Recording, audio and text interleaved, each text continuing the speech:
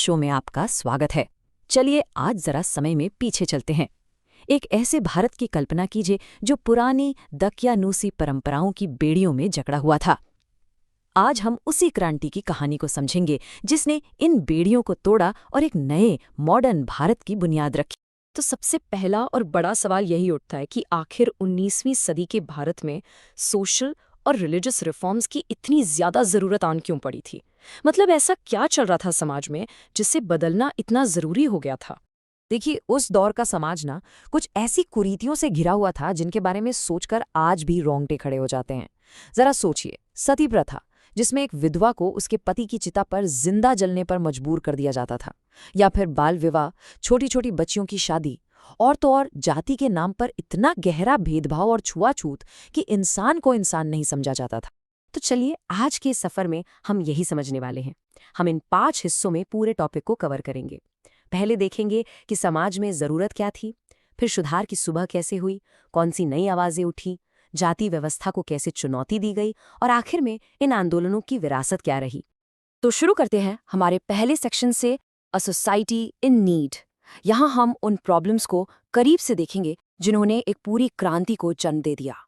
अब ये जो प्रथाएं थीं जिन्हें सुधारक सोशल ईवल्स कह रहे थे, ये कोई ऊपरी चीज़ नहीं थी। ये समाज में बहुत गहराई तक अपनी जड़ें जमा चुकी थीं।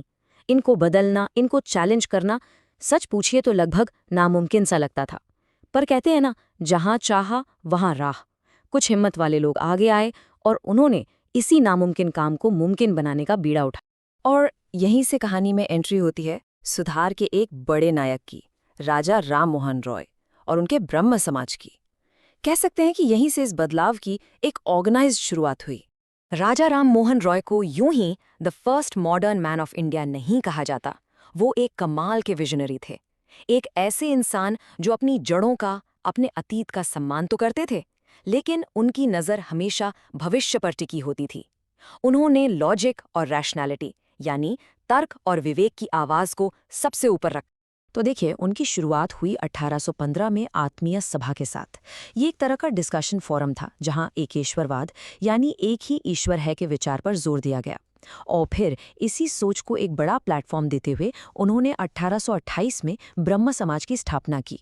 इसका सीधा मकसद था हिंदू समाज को अंदर से सुधारना, और सबसे बड़ा निशाना था सती प्रथा जैसी अमानवीय कुरीतियों। अब राजा राम मोहन रॉय के बाद भी ये आंदोलन रुका नहीं। देवेंद्रनाथ टैगोर ने इसे आगे बढ़ाया और फिर केशव चंद्र सेन एक बहुत बड़ी आवाज बनकर उभरे।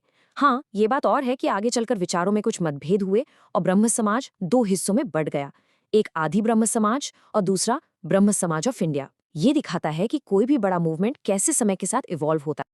चलिए अब आते हैं हमारे तीसरे सेक्शन पर, न्यू वॉइसेस, न्यू आइडियाज। अब तक कहानी बंगाल में सेंटर थी, लेकिन अब हम देखेंगे कि कैसे सुधार की ये चिंगारी पूरे देश में एक आग की तरह फैली। ये जो आप टाइमलाइन देख रहे हैं ना, ये सिर्फ कुछ तारीखें नहीं हैं। ये उस क्रांति की कहानी है जो धीरे धीरे पूरे भारत में फैल रही थी।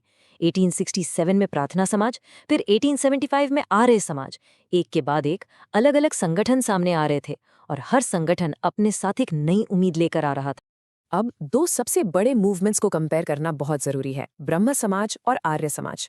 दोनों का मकसद तो समाज सुधार ही था, पर तरीका अलग था। देखिए, ब्रह्म समाज पर वेस्टर्न विचारों का थोड़ा असर था और वो हिंदू धर्म को अंदर से रिफॉर्म करना चाहते थे। वहीं दूसरी तरफ स्वामी दयानंद सरस्वती का आर्य समाज वेदों की ओर लौटो का नारा दे रहा था। उनका मानना था कि असली ज्ञान वेदों में है और बाद की सारी परंपराओं को खारिज कर देना चाहिए। और हाँ, लिस्ट यहीं खत्म नहीं होती। स्वामी विवेकानंद ने रामकृष्ण मिशन के जरिए मानव सेवा ही माधव सेवा का संदेश दिया। मतलब इंसानियत की सेवा ही भगवान की सबसे बड़ी पूजा है। सर सैयद अहमद खान ने अलीगढ़ मूवमेंट के जरिए मुस्लिम समुदाय में मॉडर्न एजुकेशन की अलख जगाई। हेनरी डेरोजियो के यंग बंगाल मूवमेंट ने तो रैडिकल विचारों से पूरे सिस्टम को हिला दिया। हर कोई अपने अपने तरीके से इस बड़े बदलाव में अपना योगदान दे रहा था। अब आते हैं हमारे चौथे और बहुत ही जरूरी सेक्शन पर, चैलेंजिंग द कास्ट सिस्टम। ये वो लड़ाई थी जो सोशल इक्वालिटी, यानी सामाजिक समानता के लिए लड़ी गई। उस समय के एक सुधारक ने बहुत सही बात कही थी कि जाति की बेड़ियां भले ही दिखती ना हो, पर ये सबसे मजबूत होती हैं, और इन अदृश्य लेकिन बहुत मजबूत जंजीरों को तोड़ने के लिए ही कुछ बहुत पावरफुल मूवमेंट्स शुरू हुए।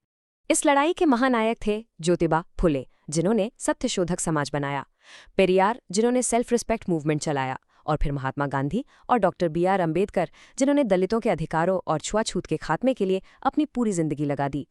इन सभी का सपना एक ही था, एक ऐसा भारत बनाना जहां किसी की पहचान उसके जन्म से नहीं बल्कि उसके काम और काबिलियत से हो।